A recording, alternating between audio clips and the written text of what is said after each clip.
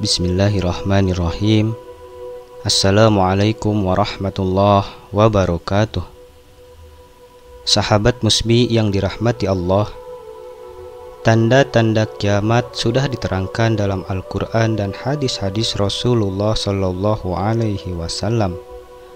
Salah satu hadis yang menyebutkan tanda kiamat adalah sebagai berikut. Saat akan tiba kiamat, zaman saling mendekat. 1 tahun seperti 1 bulan, sebulan seperti seminggu, seminggu seperti sehari, dan sehari seperti 1 jam, dan 1 jam seperti menyalakan kayu dengan api. Hadis riwayat At-Tirmizi.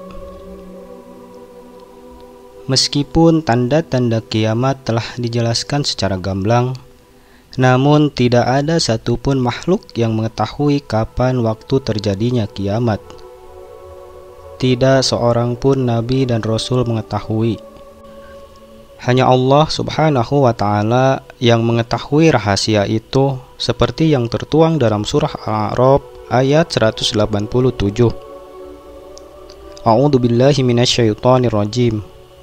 Qul innama ilmuha indallahi walakinna aksaron nasi la ya'lamun. Katakanlah Muhammad, sesungguhnya pengetahuan tentang hari kiamat ada pada Allah, tetapi kebanyakan manusia tidak mengetahui.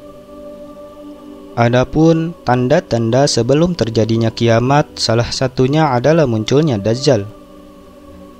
Dajjal adalah seorang manusia pendusta dan penebar fitnah terbesar yang lahir dari keturunan Yahudi. Dalam berbagai riwayat, Dajjal kelak akan dibunuh oleh Nabi Isa alaihi salam atas izin Allah Ta'ala di akhir zaman. Peristiwa inilah menjadi salah satu tanda-tanda akan terjadinya hari kiamat. Dajjal bukan termasuk golongan jin, setan atau makhluk lainnya. Tetapi Dajjal juga seorang manusia seperti halnya kita. Namun yang membedakan Dajjal dengan kita manusia biasa ialah Allah tangguhkan ajalnya seperti halnya Nabi Isa alaihi salam. Dajjal lahir di negeri Samirah, negeri kecil di Palestina warisan Nabi Sulaiman alaihi salam.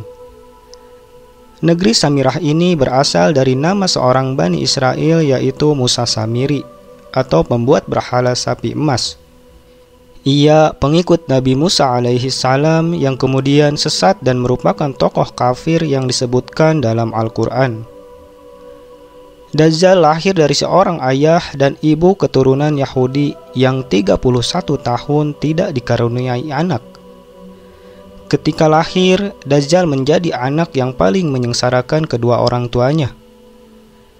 Sebagaimana digambarkan oleh Rasulullah Sallallahu Alaihi Wasallam, ayah dan ibu Dajjal melewati pernikahannya selama 30 tahun tanpa melahirkan satu anak pun. Kemudian lahirlah dari mereka seorang anak laki-laki yang buta sebelah matanya. Ia menjadi orang yang paling berbahaya dan paling sedikit manfaatnya bagi kedua orang tuanya dan bagi umat manusia. Kedua matanya tertidur tetapi hatinya tetap terjaga. Keluarga Dajjal, ayah dan ibunya adalah penyembah berhala. Mereka menyembah berhala berbentuk sapi betina.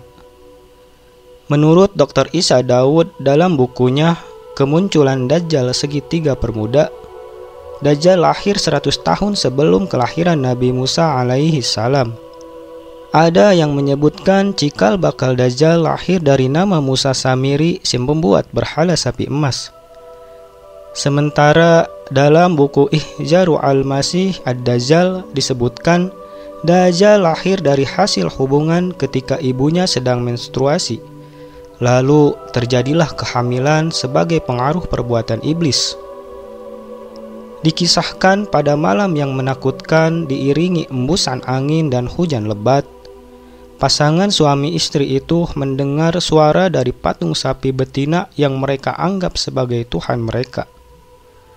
Kemudian patung itu memberitahu kepada mereka akan kelahiran seorang anak.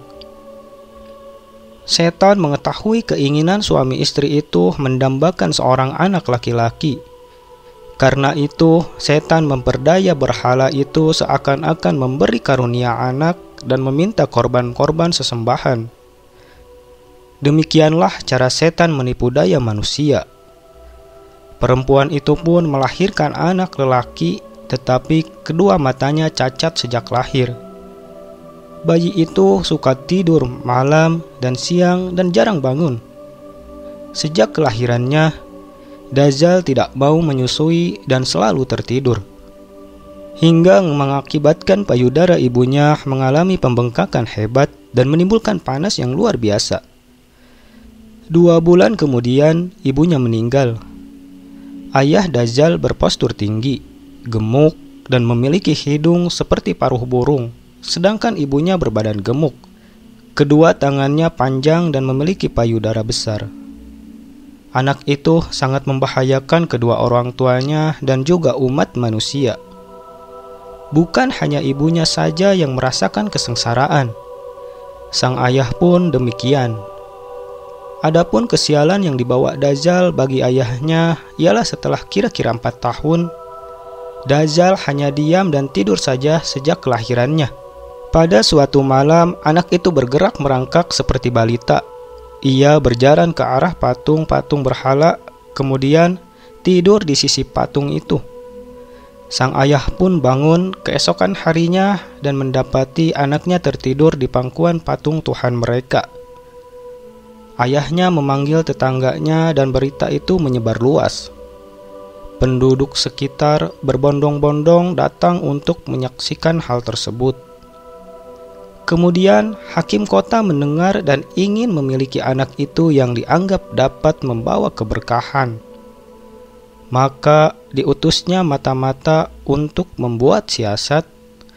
Maka dihadapkannyalah ayah Dajjal kepada hakim kota dan dipaksa untuk mengaku bahwa kabar berita itu adalah hasil rekayasa dirinya semata. Karena itu, ayah Dajjal dipaksa untuk mengaku bahwa dirinya lah yang telah mengangkat anaknya dan menaruhnya di pangkuan patung sapi itu. Karena ayah Dajjal menyangkal tuduhan itu, ia dipenjara dan disiksa. Sementara Dajjal diambil oleh hakim dan dirawat di dalam istana. Dalam menghadapi siksa di penjara, ayah Dajjal tidak kuat, sehingga ia terpaksa mengakui kebohongan itu. Setelah ia mengaku, ayah Dajjal pun diusir. Maka tinggallah ia sebatang kara karena ulah anaknya itu. Dalam keterasingannya itu, ayah Dajjal meninggal dalam penderitaannya. Setelah berada di dalam istana selama kira-kira 1 tahun 1 bulan, di negeri Samiri dilanda bencana dahsyat. Allah Ta'ala memusnahkan negeri itu karena perbuatan penduduknya menyembah berhala dan maksiat yang melampaui batas. Kemudian Allah memerintahkan Jibril menyelamatkan anak itu dan membawanya ke sebuah pulau terpencil yang terletak di tengah-tengah lautan luas yang disebut Laut Yaman. Pulau yang didiami Dajjal ini dikenal dengan nama Jazirah At-Su'ban Ar-Rahib Wa'ad-Dabah Al-Halba, yakni sebuah pulau yang terdapat ular mengerikan dan hewan berbulu tebal. Hewan melata yang berbulu lebat inilah yang menjaganya selama Dajjal mendiami pulau itu. Hewan ini disebut sebagai Al-Jassasah yang bisa berbicara layaknya manusia. Pulau itu berukuran kecil bagaikan tumpukan bebatuan. Pulau itu terpisah dari gugusan pulau-pulau yang banyak jumlahnya. Dajjal sepanjang hari sepanjang tahun selalu tidur layaknya penghuni gua. Untuk diketahui kisah Dajjal ini tidak ditemui dalam riwayat yang sahih. Adapun kebenarannya, kita masih membutuhkan referensi yang sahih selain yang diceritakan oleh buku-buku, riwayat, dan kisah tentang Dajjal lainnya. Jika memang kisah tersebut benar adanya, maka kita memohon kepada Allah Ta'ala agar diberi rahmat dan taufik sehingga bisa selamat dari fitnah Dajjal di akhir zaman nanti. Wallahu a'lam bishawab.